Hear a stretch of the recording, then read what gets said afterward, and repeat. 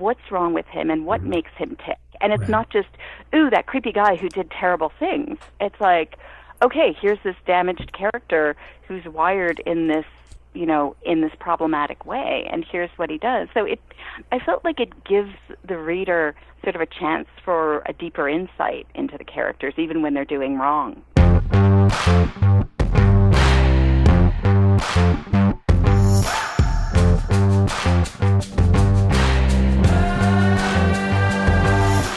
It's the Liars Club Podcast, a weekly conversation filled with insights, tips, and secrets from the myriad of creative people who make stuff up for a living.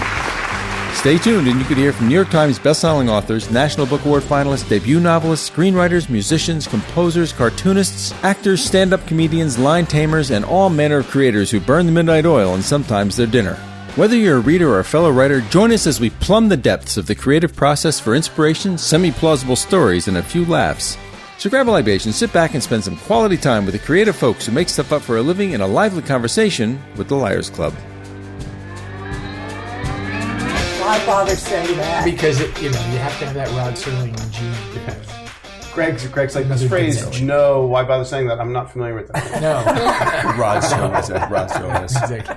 Five liars sitting around a small computer think they're going to speak to someone. But indeed, we're going to speak to since we have a guest. Let's Since do we have a guest. Oh, look at John trying to rustle me along. Look at that. Who's the producer here? Yeah. Hilary, how are you? I'm terribly sorry. I'm terribly sorry. I was being silly, and we'll come out and we'll go out and come in again, Hilary. So let's start over. Let us start with. I'm not starting anything over. Back off. Nah. Let us start with the terribly. If I'm the grown-up in the room, you don't want to be in there. So then let us move on then with the terribly serious Liars Club Podcast. Welcome once again to the Liars Club Podcast. My name is Keith Strong. His name is Mary Jones. I'm Kelly Simmons. Gregory Frost. And I am John McGorn, and today we have on the show Hilary Davidson, who is a former magazine writer and editor with 18 nonfiction books to her credit. She's a short story writer whose work has appeared in publications including Ellery Queen magazine, among many others, and has also won Anthony Derringer and Spine Tingler awards. Ooh. Her debut novel, The Damage Done, won the 2011 Anthony Award for Best First Novel and the Crime Spree Award for Best First Novel, and it was followed up with two sequels, the next one to fall, and Evil in All Its Disguises. She followed that up with a short story collection, The Black Widow Club, and the standalone novel Blood Always Tells from Torforge Books. Her latest novel, One Small Sacrifice, is the first book in a new series from Thomas and Mercer. It was an Amazon First Read selection for May 2019 and was praised by Kirkus, Publishers Weekly, and Library Journal, who said in a starred review, fans of Karen Slaughter, Tana French, and Lisa Gardner will devour this new police procedural, which boasts a strong female detective and an intriguing antagonist. It will draw in readers, and Davidson's complex storytelling will keep them wanting more. Hilary Davidson, welcome to the Oddcast. Thank you so much. And that was the loveliest intro. I think I need to take you with me everywhere, John, so you can just introduce me when I walk You can have it. I've said this before. We're planning on putting wheels on the bottom of him, so he's easier to pull along through airports. That was so lovely. Thank you. Yeah, of course. Well, it's well deserved, and we're really excited to have you on. I've been wanting to have you on for a long time, so I'm glad we made it happen. And congratulations on the new book and all the success that it's garnering. Thank you so much. It has been an absolutely crazy time because, like you mentioned, it was an Amazon First Reads pick in May, which made it feel like the book was out in the world, only it wasn't. It was just sort of this limited sense. And I was just at Book Expo with the Amazon people, and that was at the end of May, and literally they were like, your book isn't even officially out yet. So it has been kind of an amazing time. It's been very different from the publishing experience I had with my first four novels. And, it's changed my sense of timing in publishing. It's just been a really different experience. So, John, in introducing you, said that you had written 18 nonfiction books. So did you transition from writing nonfiction to fiction, or were you writing the short fiction all the time while you were writing the nonfiction? No, I always feel like people always think like, wow, you wrote nonfiction books. Like that must have been so much work. But I used to be a travel writer, a full-time travel writer, and I wrote travel guides for Frommer's Travel Guides. And so 17 of the books that I did were travel guides for different cities. or co-authoring country guides, like co-authoring their Canada guide. So I literally did the Frommer's Toronto guide for 10 years in a row. So I would just plagiarize myself year after year as I did that. It was a great gig because, you'd go to new restaurants that opened, or if there was, new gallery or something that opened up, you'd check all that out, but then you just sort of recycle what you already had in the book. So I always feel like, oh my goodness, it makes me sound like I was, doing this, crazy thing, trying to write 18 books, because 18 novels would be an insane amount of work. But basically, I adopted a sort of recycling program early on, and that really worked with my travel writing. Very ecologically conscious of Yeah. you. So what was the Fiction writers recycle too. Yeah, Let's right. just get that out on the table. but Yes. differently. Yes. Yeah, we don't kill our darlings. Yeah. I mean, We everybody recycle. jokes about recycling, but when I started out writing, that used to be a normal thing because I would write, a piece that would go into a magazine and you could resell it to Right. a chain of newspapers. Right. And, the first ever story that I did was about St. Louis Cemetery Number 1 in New Orleans, and that ended up all over the place. I sold it to one paper and, sold it to other places and got money for that.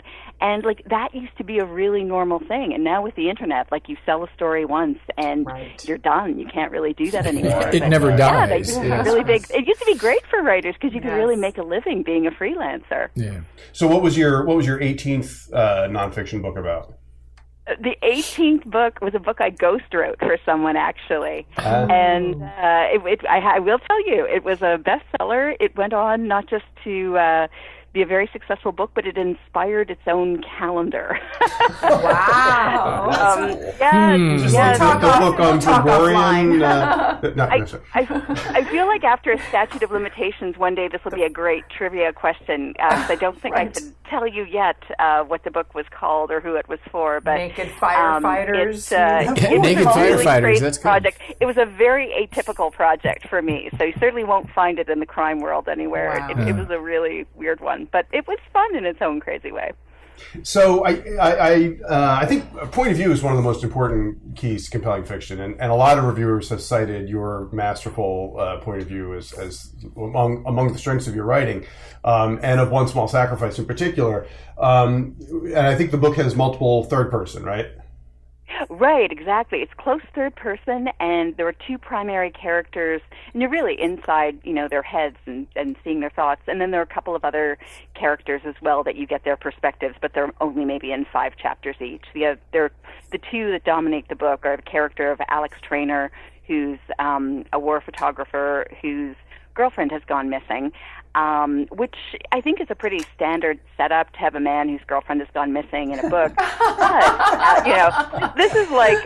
And in real life, too, while you're at it. But Alex has a little bit of a different history because a year before the book began, he was on the roof of his building with another female friend, and that friend died in a fall off the roof. And it was investigated as a possible murder, possible manslaughter, but he was never charged because of a technicality.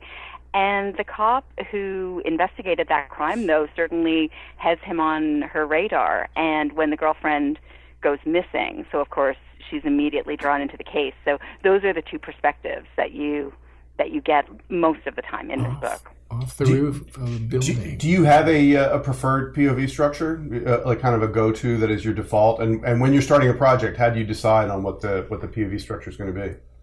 So this is a funny thing. So with writing the first series that I did, I look back and I'm sort of like, wow, that was so easy by comparison because I did a first-person narrative where you were always in the head of a character named Lily Moore, and so everything you saw was from her perspective. Every thought, was a thought that Lily was sharing with the reader.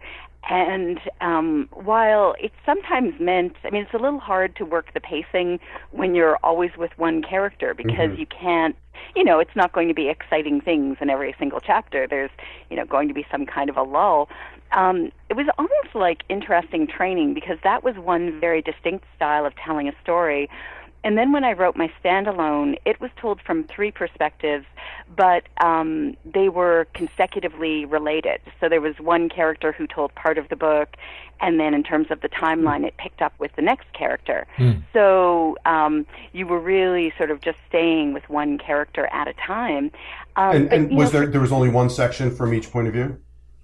Yeah. So they were at quite different lengths, but about the first maybe 50, 70 pages was from one character's point of view, and then it switched for 200 pages to the next character, and finally there was a third character at the end. So it was almost like passing a baton from one character to another, the way that book was told. But over the years, with writing short fiction, I've told stories from all kinds of different perspectives. And, with one small sacrifice, I decided, I'm going to be ambitious. I'm going to go out there. I'm going to tell the story from multiple perspectives. They're going to be concurrent. So there's not really a lull in the book. It's sort of set up so that something is always happening in every chapter, because either, you've got a scene with Alex, who's the main suspect, or Sharon Sterling, who's the main NYPD investigator, or they're, the seedy superintendent of the building who's been obsessed with Alex's girlfriend. And, you've got these different perspectives. And, I loved doing it, even though it's third person, you're inside the character's head, so each section has a distinct voice, each chapter has a distinct voice.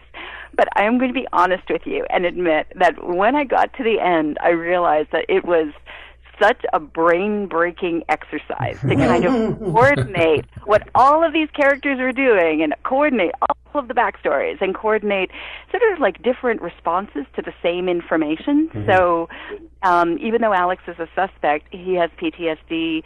There are things that he's self-medicating with drugs, and so there were things that he sometimes doesn't remember. And so there were, he's kind of like a amateur detective in the case, because he is trying to figure out what happened as well. But switching from one to another, it was a really, really tough process. And I got to the end of the book, and my reaction was basically like, whew, so glad that I did that, but, glad I don't have to do that again. And then immediately when my agent, took this to editors, the first reaction was, is this going to be a series? Yeah, of course. And that was how it was sold. And the truth was, I was ecstatic to go back and write more. Sharon Sterling, the lead NYPD detective in the book, there are a lot of stories in that character. And so, it was exciting to have the opportunity to go back in that. But there was this lazy part of me that thought, I've got to do that again. Yeah. But it also sounds like you very consciously think about point of view and using it in service of the particular story you're telling, even when it's a pain in the ass. And I think I think voice is like the most important thing in fiction and point of view. Always interested me about crime fiction is that you get the chance to do this sort of psychological exploration of what makes characters tick and what makes them do the things they do, whether you're, following someone doing evil things, following, a dedicated detective. And so I wanted to actually explore kind of why the case takes the shape it does. And so, for instance, there's a character who lies to the police, and that's the superintendent in the building. I won't get too far into it because I don't want to go too deeply into that, but it's not a spoiler to say that, from the beginning he's kind of a misleading character. But because you get to see inside his head, you understand what motivates him. It's not just this sort of random plot device. This is someone who's been in trouble with the police before.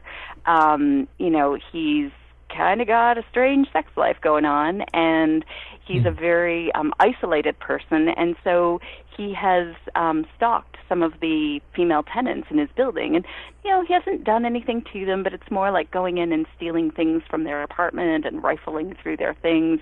And it's like, he is a really, really creepy person, but because you get inside his head, I think the reader gets the opportunity to see what's wrong with him and what makes him tick. And it's not just, ooh, that creepy guy who did terrible things. It's like, okay, here's this damaged character who's wired in this in this problematic way, and here's what he does. So I felt like it gives the reader sort of a chance for a deeper insight into the characters, even when they're doing wrong. We'll be right back after this. Imagine a genre-friendly creative writing program with top instructors and no residency requirement. Imagine you can earn an MFA from a fully accredited university while attending classes online, and that you could choose to focus in fiction, creative nonfiction, screenwriting, or poetry. You couldn't imagine or create a better writing program for busy adults than the National University MFA program. Since 2005, the National University Online MFA program has helped thousands of working adults transform the ideas in their heads onto the page and out into the world. Explore more at www.nu.edu. That's www.nu.edu.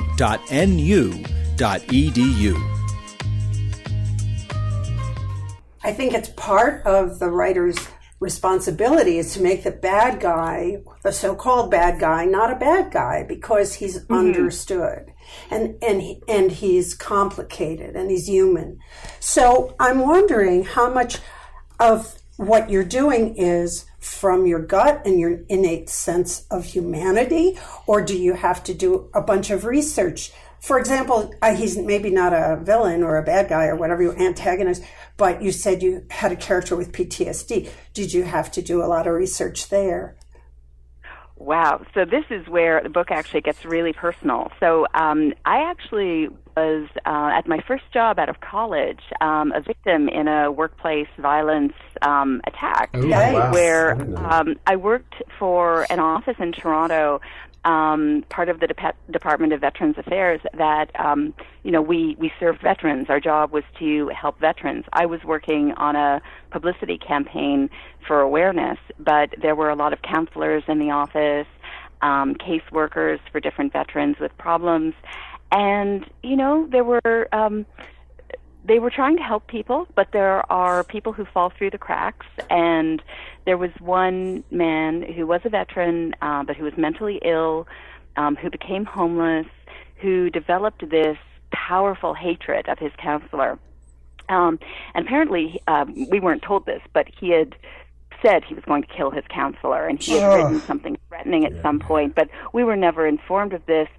But when he decided to kill his counselor, the day that he actually decided to do it, he decided he was just going to kill everybody in the office, and that was sort of, punishment for how he had been treated. So he actually came in with a big can of gasoline and poured it from one end of the office to the other and started a fire. Wow. And we were in an office building. We were on the 7th floor of a building. And it's still, it's like one of those things that I know it's burned on my memory, seared on my memory. It's just like exactly what happened. From the moment I smelled the gasoline, kind of stepped, to the edge of my cubicle, watched, what is this man doing? This is insane. Isn't someone going to stop him? I was just sort of frozen, waiting for somebody else to do something. I didn't stop him. And then watching him light it, and the flames just immediately going right up to the ceiling and coming towards me. And what's crazy is that from that point on, there's a point where I don't remember that much. I know I ran, and I know that I got other people out of the office because the government later actually gave me an award for helping other people out, which is completely insane because all that I remember going through my mind was it screaming and me wanting to get myself out of the building and not even really thinking about other people or being aware of other people, just this desperate, flee kind of desire. And I remember, then being down on the street, 7 stories down. The fire destroyed 3 floors of the building. And we were incredibly lucky in a lot of ways because no one died, but there were a couple of people who were so badly injured that they were never able to come back to work. It was in a way, it was nowhere near as bad as it could have been. Like, this guy's original plan had been to buy guns and grenades, and, he had failed at that, thankfully. But, what happened was, it was traumatic. And going forward from that, so, fast forward to a few weeks later, I remember being on the subway in Toronto, and just out of the blue, somebody across from me reached into a tote bag, and I panicked. I thought that this person was going to pull out a gun and start shooting. And I started having these little episodes like that, and they were completely out of my control. But it would be this, reaction to an innocuous event, something in public where I suddenly felt threatened, that I thought somebody was going to do something violent. And I didn't even have the language at the time I didn't know what PTSD was. We had, there was a counselor who they brought into the office after the fire. They relocated us to another office and brought someone in to chat with us about our feelings. And, it didn't really do very much because what I experienced wasn't really on the spectrum of, well, it's normal to feel sad and it's normal to, the kind of things that they talked about. So for a long time, I actually just avoided talking about the issue. I thought, there's something wrong with my brain. And, I just, kind of keeping this secret because I don't know why this is happening. And in retrospect, now that I discuss it, I started writing essays about it a few years ago, and it's oh my goodness, the dots are very obvious, why I was having sleep disturbances and why I would have those episodes. But, Sure. At the time, it was just one of those things that I really, never imagined that PTSD would happen to me. So that was a very, a very personal thing. It's the first time I've put it into a character. Like I say, I've written about PTSD before in sort of in nonfiction form, but I'd never actually decided to sort of go the distance with a character and actually work that into the book. So it's interesting because the process was less about research. There was some involved because I did want to talk to other people about their experience of it. And, over the years I've been part of support groups, so I do know people who've experienced PTSD for different reasons. So I guess you could say some of it has been very informal research. But a lot of it, in all honesty, was predicated on my experience with PTSD and what I actually went through. So the research that you did, and in writing the character, did you have any revelations about your own PTSD? The craziest revelation. This is such a weird thing to admit. So, the time when I really started talking about it publicly was completely by accident. I had jury duty years ago. This is going back more than a decade. And I was put on a panel, and the judge wanted to ask each person if they had ever been a victim of a crime. And the judge asked me that. And I opened my mouth to answer, and I was going to say something about the fire. And instead, I just burst into tears. Oh. And that answered the question. Right. And you got out of jury duty. I think that's a yes. You know what? I did. Well done. Yes. This is the best way if you ever want to get out of jury duty. Burst into tears. It was my first day of jury duty. They dismissed me the day. They gave me the thing that meant I didn't have to come back for another 5 years. Whoa. They were super nice and Or super ever. kind. Yeah. But yeah, if you ever want to get out of jury duty, Just burst into tears. lesson learned. Start crying. But that night, so Tap that special didn't place actually inside talk you. about it in court because I cried, which was a shocker to me. I'm not someone who, number one, cries very much, number two, cries in public. But I was part of a writers group, and that night we were actually happened to be meeting. And when I went in, I was still feeling really raw, I guess, from what had happened. And I was saying, I've never told you guys this, but, I had this experience. And everyone just sort of dropped because at that point I wasn't writing crime fiction. I was still, primarily a travel writer, and I was writing happy travel stories for Martha Stewart weddings and for places like that. And, the other writers were just sort of you went through that? Have you ever thought about writing about it? Because, of course, every freelancer, that's your first thing is, have you written about this experience? Right. I hadn't really talked about it much at all before that. And it was a revelation to me then that, why am I still hiding this? Why am I still keeping this to myself? I should be talking about it. I've written before, even though travel was my focus, I would do health stories. I had, 2 blood clots happen, and I wrote about that in a story. I was diagnosed with celiac disease. I wrote about that in a story. Why not write about PTSD? Because that's something that is far more prevalent in society than people realize, and it's not just restricted to people who were on a battlefield. No. There are people who are victims of crimes or who for different reasons have PTSD. So it was sort of like, why not be upfront about it? And so that was probably like my biggest revelation, because I went from being very secretive about it to feeling like I actually have a duty to talk about this, and the embarrassment and shame that I felt about it, I don't want other people to feel. I want people to feel that they can talk about this openly and that they won't be judged. Wow. So it's fascinating to all of us, I guess, to hear your story about it. And we're sorry that you had that experience.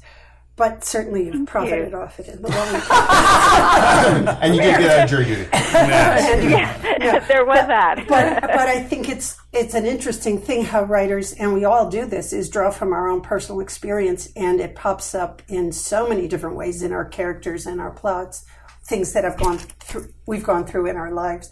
So, or have gone through us, yes. Right? Yeah, or Spears. Things we've witnessed. Yeah. When it comes to things other than what you experienced, such as, I would assume, police procedure and so on and so on, is there a lot of research that you've had to do for your various books? Oh, absolutely. So that's been something where, just police procedures, forensics. What I found is that I usually need to do so much research just to have one competently written line in the book. It's actually very frustrating, because I feel like I've learned all this great stuff, and this is really interesting, and this deserves its own section, and it never works out that way. It's like there's a ton of research that you do, so you can be very offhand when describing something, and very casual almost when describing how something is done. But I would say the police work and the forensics would probably be the number one thing that I've had to invest a lot of time researching and understanding. And I've been lucky, because overall I found people who've been really willing to talk to me. I had a friend who worked in the New York City Medical Examiner's office and was actually able to go there and get a tour, and not just of the nice office up above, but down below where they actually autopsy the bodies. Mm-hmm. And when you go somewhere like that, this is what I mean about being offhand, because I think anybody can pick up a book about forensic medicine and understand the basics of an autopsy and understand sort of where we are scientifically, but you don't see things like what I saw, in the autopsy room, because I remember walking in and it was very clean. There were no bodies out or anything at the time, but it was sort of like, here's the setup. But there was this chart on the wall with handwriting on it, and it was very odd. It was like liver with a number beside it, and heart with a number beside it, and brain with a number beside it. And so, of course, I asked, like, well, what is that? It's a menu. Is that better than that. It was a competition among the medical examiners about who found the biggest organ. Oh, I love it. Wow, that's awesome. And there's a competition in each category. Like, literally, like, biggest liver, you are on the board. Right. Wait, wow. Like graveyard humor. Did they do this for every organ? There were quite a few listed. Okay. I don't know. I have serious liver envy. One of those things where, like, I could not have come up with that. If, if you asked me just to do the scene, it would be this kind of grim, serious scene. And when you actually do the research and you go to these places in person and you talk to these people, it gives you a whole different perspective and kind of an understanding of, like, the gallows humor that these people have. Like, another time, there's a cop friend of mine who we were having dinner, and just sort of apropos of nothing, he asked if I wanted to see this, like, the basically terribly desiccated body that he discovered. I'm sorry, I shouldn't be laughing, but it was basically like, it wasn't a murder victim. It was just sort of like a see, a body that had been reported and had to go see. And I was like, this is actually normal at dinner with a cop. Like, you want to see a photo of this really disgusting. Of course I do. I'm a crime writer. Show it to me. So, yeah. So I guess I'd say, like, it's a mix because there's definitely a lot of, there's formal research, so you understand, procedures, and then there's also kind of, though, anecdotal stuff, because part of what I want to know anyway, is how to bend certain rules. And, generally readers are pretty sophisticated now in terms of, they've seen a lot of forensic, stuff done on TV. They don't know or they don't appreciate that things like a toxicology screen can take months to do.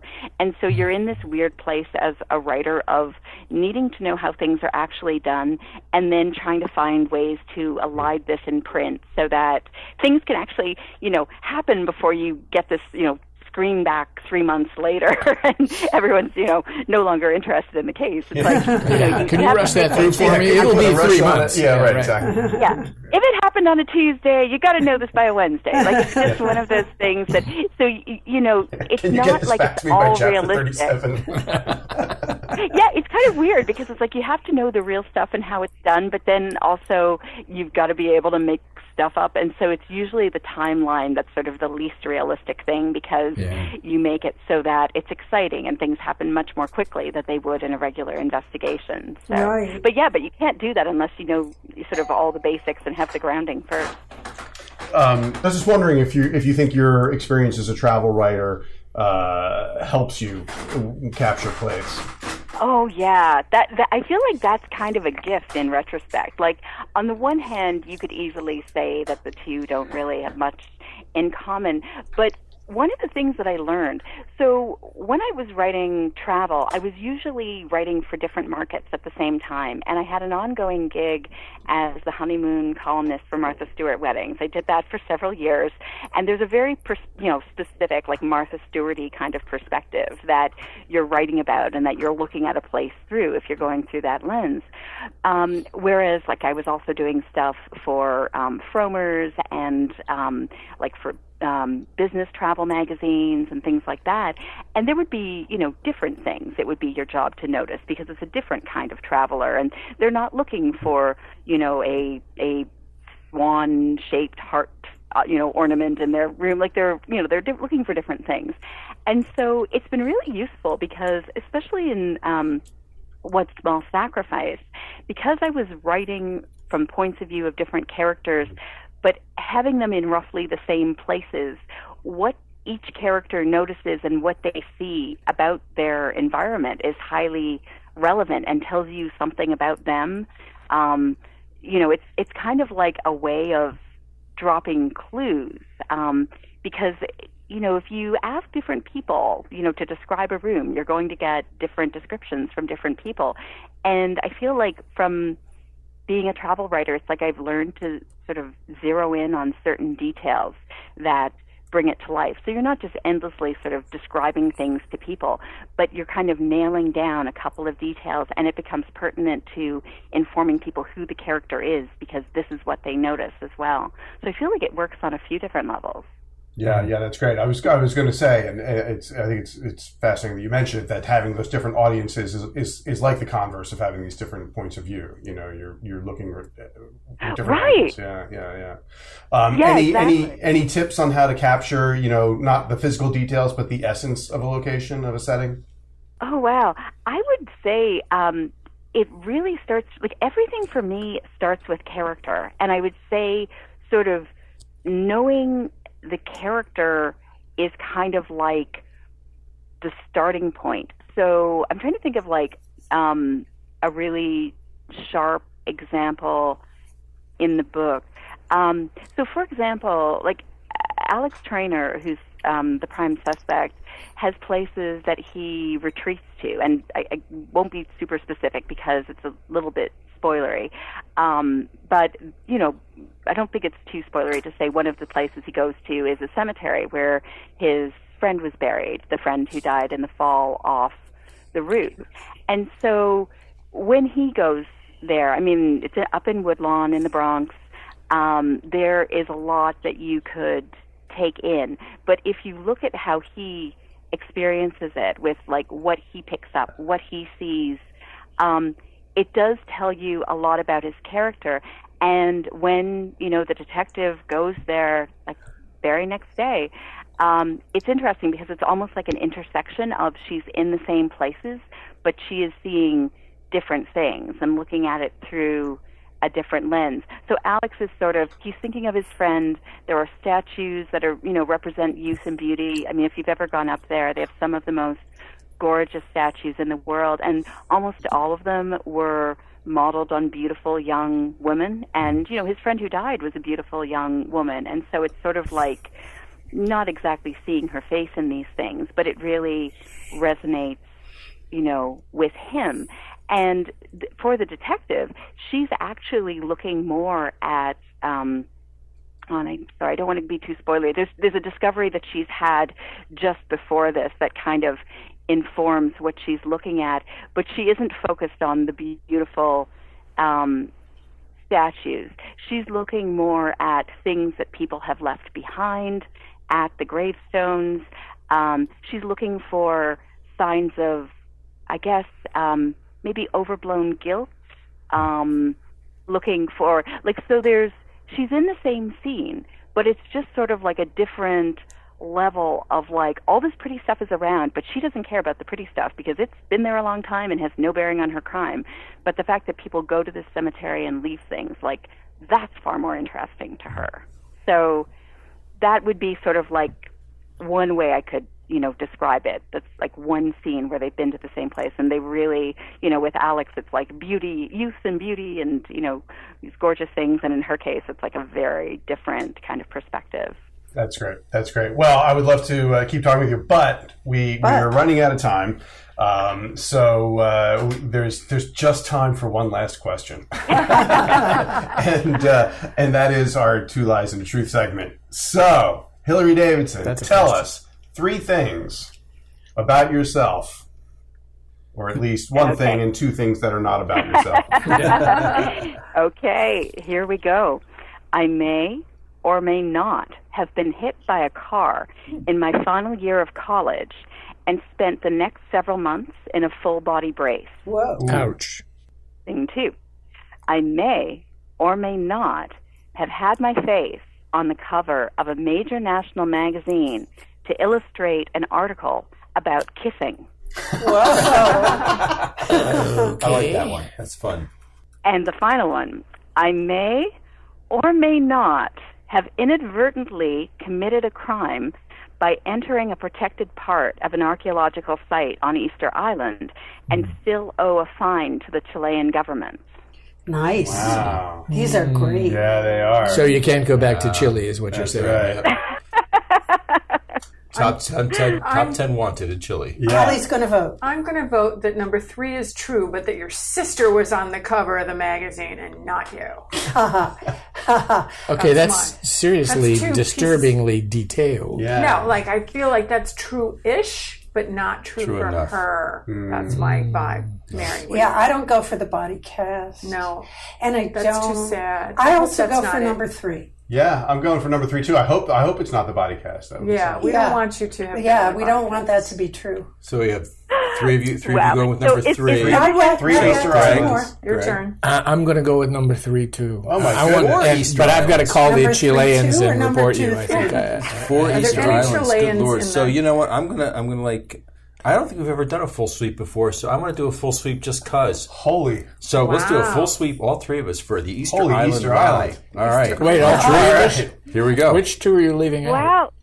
So I'm sorry. So all 3. So sorry. Everyone is voting Yes. on Easter Island. now, and everyone is voting on Easter Island. Yes. I am so sorry, guys. The true one was actually number 2. I actually Wow. my face was on the cover of Harper's Magazine. Wow. It was kind of a crazy story. I was an intern there, and they had a story. It was for the February issue. It was called How to kiss. "Is a Kiss Still a Kiss?" A kiss is still a kiss, even if the sex is postmodern and the romance is problematic. And they hired a model and photographed her. And when the photos came back, all of the editors said, "Oh no, that's sort of too like too porny was basically how it was described. And I was just an intern there, but they were like, basically, you, and whisked me off to photographers, and my face ended up on the cover of the magazine. I felt the truth in it. Let me tell you about the other one, sister, though, because I did choose things that were very close to the truth. So the first one was actually kind of true. I was actually hit by a car in my final year of college. I was not in a full body brace, but one of my legs was in a brace for months. So that one was actually unfortunately close to true. And with the Easter Island one, it is true that I inadvertently committed a crime and entered part of an archaeological site that I wasn't supposed to. I was there with a group of travel writers, and for bizarre reasons I can't explain, you killed one, didn't you? tour operator decided to extort money out of us to go to the volcano where the moai, the big statues everyone associates with Easter Island, were carved. Right. And this volcano is a quarry where there are 300 of these statues there. There's a lake at the bottom. It's an extinct volcano. And one of my friends and I were like, we're not going to spend extra money, go with the group. We're going to rent a Jeep and go ourselves. And we did, but we didn't know that it was actually illegal to hike into the volcano and down to the lake, which we did. So we did get into a certain amount of trouble, but we do not owe any fines to the tour. I can actually go back. Due to your kissing skills. Yes. So one thing leads to another. Wait, back the up. best things, the best lies come mostly from the truth. True. So you did great. We Awesome. really got Nicely done. Nicely done. Well done, Hilary. Yeah. Thank you. You guys are great. Thank you so much. For the rest of your life, Hilary, you can mention that you stumped the liars completely. Yeah, all That is many going have. in my bio. John, add that to my bio. Is Next Hilary time the you introduce first me, we're to putting that stump us in. I think so. I'll make sure it's in next time. All right. You are the first to stump us all. All right. Thanks so much, Hilary. It was great chatting. Thank you. That was wonderful. Thank you so much, everyone. That was great. My pants are on fire! If you enjoy the Liars Club podcast and the other fine shows on Project Entertainment Network, check out the cool stuff for sale at the Project Entertainment Network store, or consider supporting Project Entertainment Network on Patreon.com. And as always, many thanks for your continued support.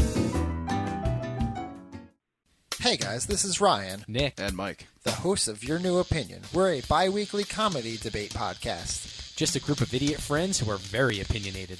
Each episode, we debate some hot-button issue and use every trick we can to get our judge to side with us. You know, hot-button issues like books versus movies, is the Earth flat, and Godzilla versus King Kong. We cover topics like pop culture, conspiracy theories, and everyday absurdity. So find us on iTunes or wherever you download podcasts every other Friday. Again, that's Your New Opinion, only on the Project Entertainment Network. This has been an exclusive presentation of the Project Entertainment Network.